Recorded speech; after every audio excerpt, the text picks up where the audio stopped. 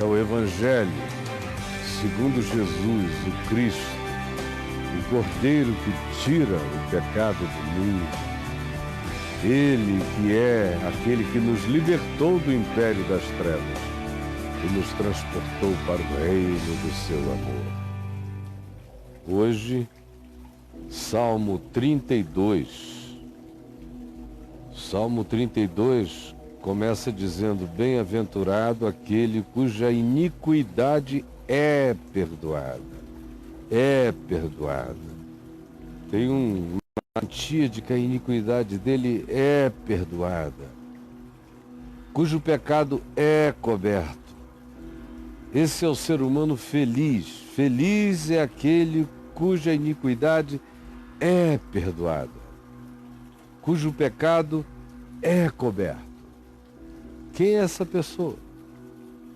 Quem é esse bem-aventurado que recebe essa bem-aventurança de perdão garantido para a vida dele, todos os dias da sua vida? Quem é ele?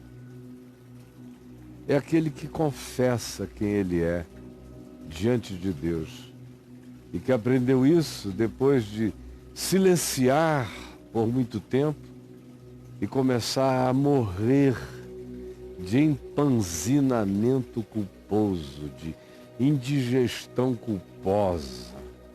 Começou a perecer e a somatizar as suas iniquidades, os seus pecados. Isso foi se transformando em doença na pele, em doença na carne, em doença nos olhos, em doença cardíaca. Isso se transformou em toda sorte de decorrência somatizante, porque ele calou e engoliu o seu pecado. Quando ele inicia dizendo: bem-aventurado ou feliz é aquele cuja iniquidade é perdoada, cujo pecado é coberto. Bem-aventurado aquele a quem o Senhor não atribui iniquidade, em cujo espírito não há dolo, não há maldade. Ele diz isso depois que aprendeu por uma via dolorosa.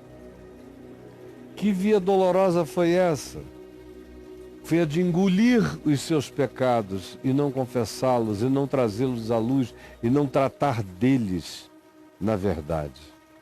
Ao contrário, a tentativa do escamoteamento foi o que gerou essa indigestão culposa que foi destruindo a vida dele. Portanto, ele assim diz, como ele era antes de alcançar essa consciência do perdão de Deus: enquanto calei os meus pecados, envelheceram os meus ossos. Calou, engoliu, botou para dentro, mentiu, não se enxergou, fugiu de se enxergar, correu da própria sombra. Mas o pecado sempre nos acha. O teu pecado te achará. Mas há um tempo, há um enquanto, há um prazo. Em cada um esse prazo é diferente. E a maioria decide recorrer ao prazo, até que chega ao ponto em que o prazo esgota e a alma entra em estado agônico. Ele diz: isso me doía nos ossos, me fragilizou a própria estrutura corpórea. Pelos meus constantes gemidos todo dia, minha angústia me possuía e eu sentia que até os meus ossos se enfraqueciam, porque o meu pecado minava a minha energia. Sim, porque a minha experiência e sensação era como se a tua mão estivesse pesando dia e noite sobre mim, me achatando. Era a minha consciência me esmagando. Mas era uma consciência culposa, atrelada a Deus, de modo que para mim era como se Deus me esmagasse. E era um processo de retroalimentação. Eu gemia, gemia, gemia e mais dor sentia. Quanto mais dor sentia, mais gemia. Quanto mais culpado me sentia, mais gemidos eu tinha. Então, o que antes tinha sido o meu vigor, uma energia vital poderosa que eu tinha, essa mesma se me tornou em sequidão, como aquela sequidão do estio, quando para de chover por um longo tempo e a terra vai cracando, quebrando aqui e ali. Foi assim que eu fiquei e o vigor poderoso da minha essência desapareceu. Então eu disse, no meu desespero, na minha agonia, no meu acachapamento, eu disse: confessarei ao Senhor as minhas transgressões. Eu disse para mim mesmo: chega, eu vou abrir meu coração, eu vou vomitar minha transgressão diante da luz eterna. Então, eu confessei-te o meu pecado, e a minha iniquidade não mais ocultei, porque eu disse: confessarei ao Senhor as minhas transgressões. E quando eu disse isto e fiz isto, eu experimentei a realidade de que tu já tinhas até perdoado a iniquidade do meu pecado. Na realidade, eu compreendi que aquela angústia que me acometia era a tua graça me perturbando. E a confissão de pecado que eu fiz era para mim mesmo, para eu poder tomar posse do teu perdão, que já era meu, que já me estava dado. Eu é que estava preso no mundo das minhas sensações culposas e angustiosas. Sim, tu perdoaste a iniquidade do meu pecado. Sendo assim, e como resultado disso, de que é assim, que tu és esse Deus da misericórdia e da graça, onde quer que essa consciência chegue e encontre um coração sincero, todo homem que assim sendo, todo homem piedoso, todo homem quebrantado, todo homem sincero, todo homem em busca da verdade, então, sabendo de que grande é a tua misericórdia, te fará súplicas, te buscará em tempo de poder encontrar-te. De fato, quando para qualquer pessoa transbordarem as muitas águas, as águas da agonia, tendo essa consciência sido instalada no indivíduo, essas águas não o matarão, não o sucumbirão. O dilúvio da agonia não nos devastará, porque tu és o meu esconderijo, tu és a minha arca, tu és a minha proteção, tu és o meu monte alto, tu me preservas da tribulação e me cercas todo dia, tu me cercas com alegres cantos de livramento. Meu coração está perdoado, meu pecado foi levado, meu coração está limpo, sem dolo. Me tornei, por causa da tua misericórdia e por ter confiado nela, esse bem-aventurado cuja iniquidade é perdoada, cujo pecado é coberto. Me tornei o homem a quem o Senhor não atribui iniquidade, em cujo espírito não há dolo, porque eu confessei, entreguei, larguei e criei que a minha confissão era resultado do trabalho de Deus me constrangendo o coração, de modo que eu confessei o meu pecado para que eu mesmo experimentasse o perdão que em Cristo já era meu e eu não tinha dele me apropriado ainda. Essa consciência leva muitos, em muitos lugares, a se quebrantarem, a crerem, a orarem, a buscarem, a confiarem, porque descobrem que o seu esconderijo é o Senhor. Descobrem que nele os dilúvios não nos alcançarão, o coração permanecerá em paz. Sim, tu és o meu esconderijo, tu me preservas da tribulação e me cercas de alegres cantos de livramento, um regozijo, grato e pacificado, emana de mim.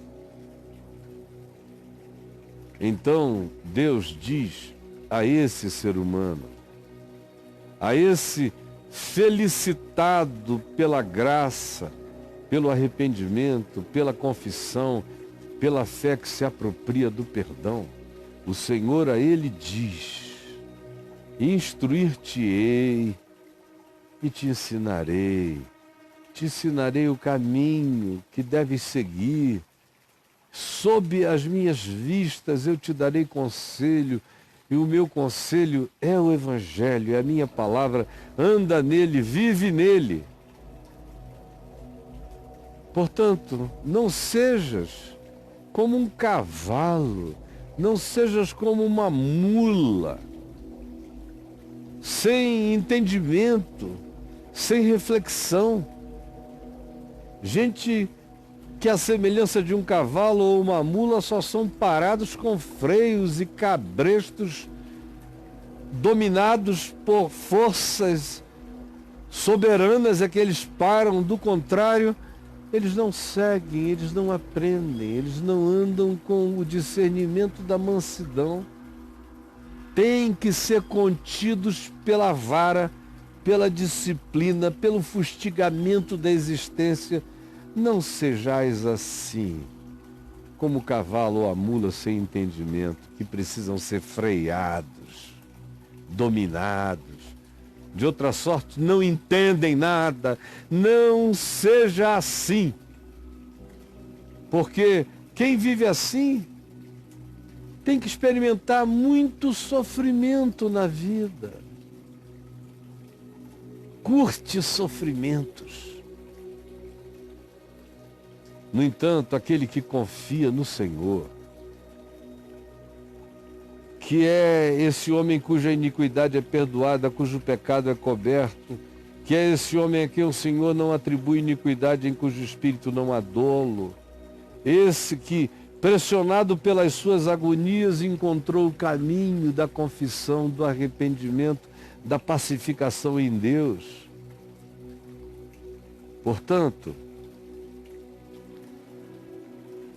não seja como a mula, dura, entorpecida, que só se deixa dominar pela vara da disciplina. Não seja como esse que começa a ter alguma chance reflexiva depois que o sofrimento o atingiu e depois que ele foi curtido na agonia. Não. Seja como esse que confia no Senhor e que se entrega e que descansa, e que abre o coração e se deixa emendar no mandamento, na palavra e no sentido da vontade de Deus. A esse, a misericórdia o assistirá. A misericórdia tomará cuidado dele. Quem vive assim será cuidado pela misericórdia divina. Portanto, alegrai-vos no Senhor, ó justos. Justos são os justificados, são aqueles cujo pecado foi perdoado, cuja iniquidade foi coberta, a quem Deus não atribui dolo, porque na sua consciência de pecado, de equívoco, eles se curvam diante de Deus. Quando eles confessam o seu pecado, logo eles percebem que a própria confissão já tinha sido propulsionada, motivada, provocada pelo próprio perdão de Deus, que nos leva ao arrependimento, para que então nós nos apropriemos daquilo que em Cristo já está feito em nosso favor. Por isso, alegrem-se no Senhor e regozijem-se, todos vocês que são justificados pela fé. Exultem, todos vocês que buscam andar alinhados com o mandamento de Deus, andando em espírito quebrantado, com uma confissão simples e não cínica, sincera e profunda, que possa proceder no coração em tempo oportuno.